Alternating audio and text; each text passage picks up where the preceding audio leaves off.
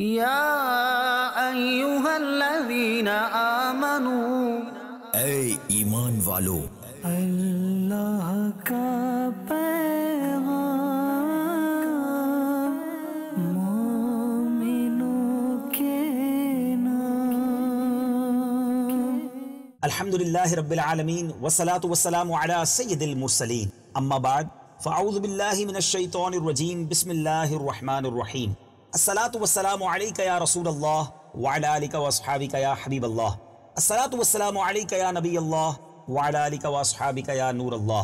میٹھے میٹھے اسلامی بھائیوں اور مدنی چینل کے ناظرین، سلسلہ ہے اللہ کا پیغام مومنوں کے نام۔ ایک اور آیت قرآنی، اس کا ترجمہ اور تفسیر صراط الجنان سے کچھ مدنی پھول لے کر حاضر ہوئے ہیں۔ آئیے سب سے پہلے قرآن پاک کی یہ خوبصورت آیت کی تلاوت سنتے ہیں۔ یا ایہا الذین آمنوا لا تحرموا طیبات ما احل اللہ لکم ولا تعتدوا ان اللہ لا يحب المعتدین۔ جی مدنی چینل کے ناظرین، 7واں پارہ ہے سورہ المائدہ، آیت نمبر 87۔ آئیے اب اس کا ترجمہ سنتے ہیں۔ اے ایمان والو، حرام نہ ٹھہراؤ وہ ستھری چیزیں کہ اللہ نے تمہارے لیے حلال کی، اور حد سے نہ بڑھو، بے شک حد سے بڑھنے والے اللہ کو ناپسند ہیں۔ اب آئیے اس کا شان نزول سنتے ہیں۔ صحابہ کرام علیہ رضوان کی ایک جماعت پیارے آقا علیہ السلام کا جب انہوں نے واز سنا تو ایک روز حضرت عثمان بن مدعون رضی اللہ تعالیٰ عنہ کے یہاں وہ جمع ہوئے، اور انہوں نے آپس میں ترک دنیا کا عہد کر لیا، آپس میں وعدہ کر لیا کہ، اور اس بات پر اتفاق کیا کہ اب وہ ٹاٹ کا لباس پہنیں گے، ہمیشہ دن میں روزے رکھیں گے، اور ساری رات عبادت الہی میں گزاریں گے، بستر پر نہ لیٹیں گے، گوشت اور چکنائی نہ کھائیں گے، عورتوں سے جدا رہیں گے، نیز خوشبو بھی نہیں لگائیں گے۔ اس پر یہ آیت کریمہ نازل ہوئی اور انہیں اس ارادے سے روک دیا گیا۔ اس آیت کا معنی یہ ہے کہ اے مسلمانوں، جن حلال چیزوں کی طرف تمہارا دل مائل ہوتا ہے ان کی لذت حاصل کرنے سے اپنے آپ کو منع نہ کرو۔ جس طرح عیسائیوں کے علماء راہبوں نے کھانے پینے کی عمدہ چیزیں اور لذیذ چیزوں کو اور عورتوں کو اپنے اوپر حرام کر لیا، اور بعض نے اپنے آپ کو گرجوں میں مقید یعنی قید کر لیا، اور بعض سیاحت کرنے لگے، تو اے مسلمانوں تم ان کی طرح حد سے نہ بڑھنا۔ سبحان اللہ، کتنا خوبصورت ہمارا مذہب ہے اور کیا پیاری تعلیمات ہیں۔ میٹھے میٹھے اسلامی بھائیوں، احادیث مبارکہ میں اس طرح کے بہت سے واقعات ہیں جس میں نبی پاک علیہ السلام نے اعتدال کا حکم دیا اور عبادت کرنے میں خود کو بہت زیادہ تکلیف میں ڈالنے سے منع فرمایا۔ ام المومنین حضرت عائشہ صدیقہ رضی اللہ تعالی عنہا فرماتی ہیں، رسول اکرم صلی اللہ تعالی وسلم ان کے پاس تشریف فرما تھے۔ اس وقت حضرت حولہ رضی اللہ تعالی عنہا ان کے پاس سے گزری تو حضرت عائشہ رضی اللہ تعالی عنہا نے نبی پاک علیہ السلام سے عرض کی، یہ حولہ ہیں، لوگ کہتے ہیں کہ یہ رات بھر نہیں سوتی۔ پیارے آقا علیہ السلام نے ارشاد فرمایا، رات بھر نہیں سوتی؟ اتنا عمل کیا کرو جتنا آسانی سے کر سکو، بخدا اللہ تعالیٰ نہیں اکتائے گا لیکن تم اکتا جاؤ گے۔ اسی طرح حضرت عبداللہ بن عمر بن عاص رضی اللہ تعالیٰ عنہ فرماتے ہیں، میں ہمیشہ روزے رکھتا تھا اور ہر رات قرآن مجید کی تلاوت کیا کرتا تھا۔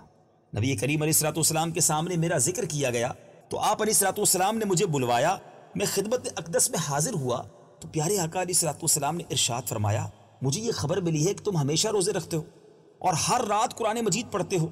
میں نے عرض کی، کیوں نہیں یا رسول اللہ صلی اللہ تعالی علیہ وسلم، لیکن میں نے اس عبادت سے صرف خیر کا ارادہ کیا ہے۔ سرکار عالی وقار صلی اللہ تعالی علیہ وسلم نے فرمایا، تمہارے لیے یہ کافی ہے کہ تم مہینے میں صرف 3 دن روزے رکھ لیا کرو۔ میں نے عرض کی، یا رسول اللہ صلی اللہ تعالی علیہ وسلم، میں اس سے افضل کی طاقت رکھتا ہوں۔ پیارے آقا نے فرمایا، تمہاری بیوی کا تم پر حق ہے، تمہارے مہمان کا تم پر حق ہے، تمہارے جسم کا تم پر حق ہے، تم اللہ تعالیٰ کے نبی حضرت داؤد علیہ السلام کے روزے رکھو کیونکہ وہ لوگوں میں سب سے زیادہ عبادت گزار تھے۔ میں نے عرض کی، اے اللہ کے پیارے نبی صلی اللہ تعالیٰ علیہ وسلم، حضرت داؤد کے روزے کس طرح کے تھے؟ ارشاد فرمایا، وہ 1 دن روزہ رکھتے اور 1 دن افطار کرتے تھے، اور فرمایا ہر ماہ میں 1 قرآن پاک ختم کیا کرو۔ میں نے عرض کی یا رسول اللہ صلی اللہ تعالی علیہ وسلم میں اس سے بھی افضل کی طاقت رکھتا ہوں. ارشاد فرمایا پھر 20 دن میں ایک قرآن ختم کر لیا کرو. میں نے عرض کی میں اس سے بھی افضل کی طاقت رکھتا ہوں. ارشاد فرمایا پھر 10 دن میں ایک قرآن ختم کر لیا کرو. میں نے عرض کی میں اس سے بھی افضل قرآن پڑھنے کی طاقت رکھتا ہوں. ارشاد فرمایا پھر 7 دن میں ایک قرآن کریم ختم کر لیا کرو اور اس سے زیادہ اپنے آپ کو مشقت میں نہ ڈالو کیونکہ تمہاری بیوی کا بھی تم پر حق ہے, تمہارے مہمان کا بھی تم پر حق ہے اور تمہارے جسم کا بھی تم پر حق ہے. اللہ اکبر, کیا خوبصورت مذہب ہے, کیا اعتدال والا دین ہے, کتنا بیلنس ہمارا مذہب ہے. سبحان اللہ. میٹھے میٹھے اسلامی بھائیوں, اس آیت کریمہ اور ان احادیث طیبہ سے کیا سیکھنے کو ملتا ہے کہ اسلام دین فطرت ہے, وہ توسط اور اعتدال کا تقاضا کرتا ہے اور اس میں افراط و تفریط ممنوع ہے, مذموم ہے. اس طرح اسلام میں سخت اور مشکل عبادات مطلوب نہیں بلکہ اسلامی احکام میں نرمی, ملائمت, سہولت اور آسانی مرغوب ہے. اسلام کا کوئی حکم خلاف فطرت نہیں. اسلام میں ترک لذائذ, سخت ریاضات اور عبادات شاقہ ممنوع ہیں. مصنوعی زاہدوں اور جعلی صوفیوں نے جو خود ساختہ شریعت وضع کر لی ہے اس کا اسلام میں کوئی ثبوت نہیں ہے. نیکی اور فضیلت حاصل کرنے کا اصل اور صحیح طریقہ یہ ہے جس پر میرے آقا علیہ الصلوۃ والسلام نے عمل کیا, جو راستہ ہمارے لیے انہوں نے مقرر کیا, جس طریقے پر صحابہ کرام علیہم الرضوان اور تابعین رضوان اللہ تعالی علیہم اجمعین نے عمل کیا. سبحان اللہ. اچھا, افضل کیا ہے؟ یہ بڑا اہم سوال ہے کہ کبھی نفس کے جائز تقاضوں کو پورا کرے اور کبھی نہ کرے. سبحان اللہ. ذرا اس کی تفصیل سمجھیے گا.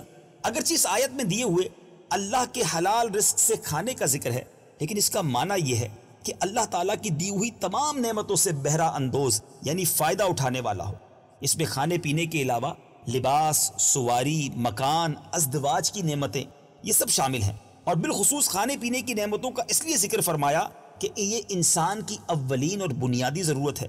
کھانے اور لباس میں لذیذ اور مرغوبات سے متعلق بھی علماء کے مختلف اقوال ہیں. بعض علماء کا نظریہ یہ ہے کہ ان کو ترک کرنا یعنی لذیذ کھانوں کو ترک کرنا, ان سے دور رہنا افضل ہے تاکہ انسان نفسانی خواہشوں کا غلام نہ بن جائے. اور بعض علماء کی رائے یہ ہے کہ جب اللہ نے انسان کو وسعت دی ہے تو اس کو توسع یعنی ان چیزوں کو اختیار کرنا چاہیے. لذیذ کھانے, عمدہ لباس, خوبصورت مکان, اعلیٰ درجے کی سواریوں سے فائدہ اٹھانا چاہیے اور اللہ کا شکر بھی ادا کرنا چاہیے اور حقداروں کے حقوق بھی وہ ادا کرتا رہے.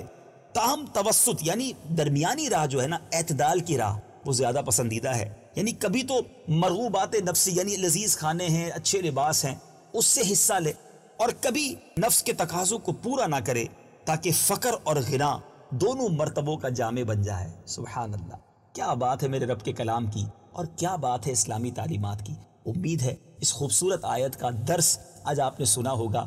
ہمیں فقط خواہشوں کا غلام بھی نہیں بننا مگر جو رب نے ہمارے لیے حلال کہا ہے, حلال قرار دیا ہے, اس کو استعمال بھی کرنا ہے, اس سے متمتع بھی ہونا ہے اور اللہ کی نعمتوں کا شکر بھی ادا کرنا ہے. میرے آقا کا انداز کیا تھا؟ نبی پاک علیہ الصلوۃ والسلام کو گھر میں جو مل جاتا وہ آپ کھا لیتے تھے. کبھی گوشت اور میٹھی چیزوں کی طرح عمدہ اور لذیذ طعام بھی تناول فرماتے اور کبھی بہت سادہ کھانا کھاتے.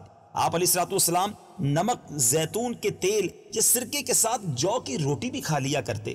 کبھی آپ علیہ الصلوۃ والسلام بھوکے رہتے, پیٹ پر پتھر باندھتے, کبھی سیر ہو کر کھانا تناول فرماتے. غرض میرے آقا علیہ الصلوۃ والسلام کی سیرت طیبہ میں تنگ دستی اور خوشحالی, غنا اور فقر سب کے لیے نمونہ ہے. کیا بات ہے میرے آقا علیہ الصلوۃ والسلام کی مبارک ذات کی. اچھا, یہ ایک بڑی اہم بات سیکھنی ہے ناظرین. اس آیت مبارکہ میں پاکیزہ چیزوں کو حرام قرار دینے سے منع فرمایا. اس سے ان لوگوں کو بھی عبرت حاصل کرنی چاہیے جو مقبولان بارگاہ الہی کی طرف منسوب ہر چیز پر حرام کے فتوے دینے لگ جاتے ہیں اور ہر چیز میں انہیں شرک ہی سوچتا ہے. اللہ کرے دل میں اتر جائے میری بات. قرآن پاک کی اس خوبصورت آیت, اس کا ترجمہ اور تفسیر سے امید ہے آج کا پیغام آپ نے لے لیا ہوگا. اگلے سلسلے میں اللہ کا پیغام مومنوں کے نام میں ایک اور آیت قرآنی, اس کا ترجمہ اور تفسیر کے مدنی پھول لے کر حاضر ہوں گے. مدنی چینل دیکھتے رہیے. صلو علی الحبیب صلی اللہ تعالی علی محمد صلی اللہ علیہ وسلم. یا ایہا الذین آمنوا, اے ایمان والو, اللہ کا پیغام